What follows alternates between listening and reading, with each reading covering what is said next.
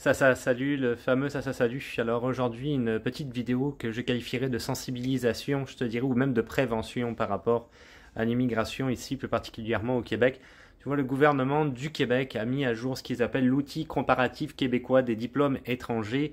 On va aller regarder ça ensemble très rapidement, mais c'est en fait directement destiné aux entreprises. Alors tu vois, on est directement sur le site du gouvernement du Québec, tu vas voir par après où est-ce que je veux en venir. C'est un outil comparatif qui est un service en ligne gratuit qui s'adresse aux entreprises et aux organismes du Québec.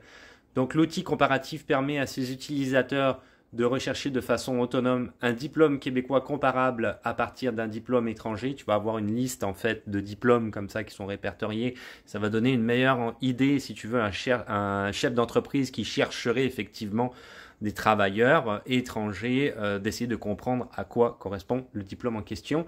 Donc des diplômes étrangers comparables à partir d'un diplôme québécois selon un ou plusieurs niveaux d'études, comme je l'ai dit, et le statut de reconnaissance d'un établissement d'enseignement étranger par les autorités nationales. Alors c'est un outil qui est entièrement gratuit et tu vois, il y a des conditions pour utiliser l'outil comparatif. Votre entreprise ou organisme doit être établi au Québec et avoir un numéro d'entreprise valide au registre des entreprises du Québec.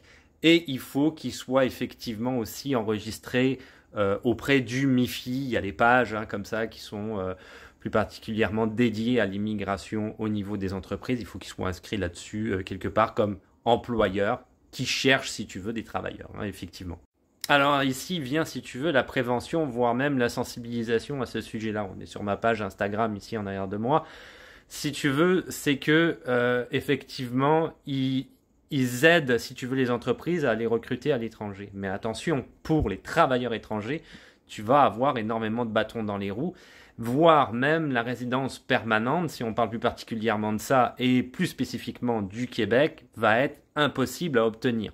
Donc, on parle de permis de travail fermé, travailler pour un employeur donné, dans des conditions de travail qui souvent sont plus ou moins acceptables, ou des fois le fait de ne pas pouvoir être payé, j'en avais déjà parlé sur mes réseaux sociaux, certaines de tes heures supplémentaires ou même de tes heures régulières, ne pas avoir de recours, parce que effectivement, si tu as un recours qui soi-disant est efficace, dernièrement, j'avais partagé Amnesty International Canada qui en parlait. Les travailleurs ne le font pas parce que tu vas perdre ton job.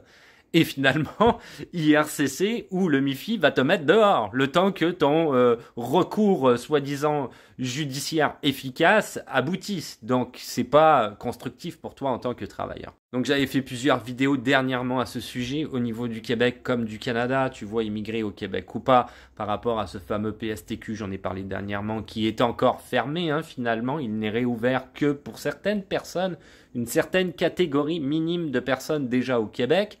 Les autres, voilà. Et pour le Canada, effectivement, donc là on parle du pays globalement, c'est pas mieux parce que Justin Trudeau, juste avant qui donne sa démission et qui finalement il y a des nouvelles élections au Canada pour que Mark Carney devienne Premier ministre. Il est devenu Premier ministre par intérim, on dira, mais après il a été élu de manière effective. Donc là c'est ça, moins de travailleurs temporaires au Canada. Ici j'avais fait une vidéo, le Canada limite l'immigration.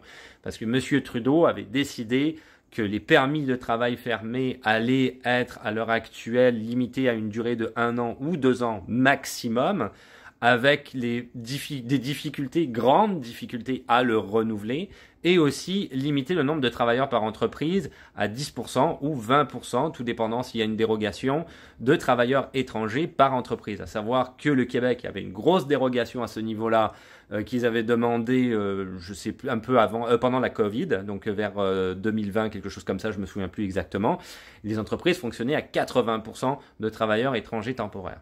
Donc là, effectivement, comme le Québec, le gouvernement, Legault plus particulièrement, pas le Québec dans son ensemble, mais le gouvernement râlait en disant qu'il y avait trop d'immigration et qu'il y avait trop de pression sur le système, Monsieur ici Trudeau, voulant être plus ou moins réélu, mais finalement ça s'est pas passé, a dit très bien, si c'est comme ça qu'on se la joue, on se la joue comme ça, on réduit ça à 10% ou 20% dans certains cas.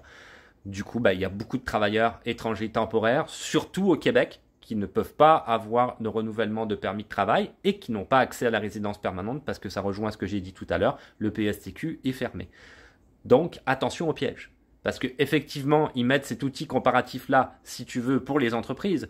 Pourquoi? Parce que les entreprises québécoises, à l'heure actuelle, ici au Québec, je te le dis, on le voit tout le temps dans les journaux, n'arrêtent pas de râler en disant qu'ils n'ont pas assez de travailleurs, ils demandent plus de travailleurs, il faut des travailleurs étrangers temporaires parce que les Québécois ne veulent pas faire le job que ces entreprises-là offrent. Okay?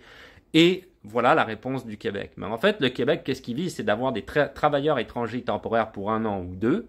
Et ensuite, merci, bye bye, retourne chez toi et on va prendre quelqu'un d'autre à ta place, sans que jamais personne ne puisse obtenir la résidence permanente dans cette danse, si tu vois ce que je veux dire. Donc, soyez très vigilants par rapport aux procédures d'immigration. Je réitère ce que j'ai dit la dernière fois, peut-être de choisir un autre pays, parce qu'à l'heure actuelle, les politiques d'immigration au Québec et au Canada se ferment, ou d'attendre, si tu veux, à ce moment-là, peut-être dans un certain futur, voir qu'est-ce qui va se passer, notamment je sais qu'au Québec il y a des élections en 2026, donc peut-être que quelque chose se passera à ce niveau-là. N'oubliez pas qu'il existe aussi des communautés francophones au Canada, il n'y a pas que le Québec, donc peut-être d'essayer, mais encore une fois, attention au piège des travailleurs temporaires. Là-dessus, je te dis à plus.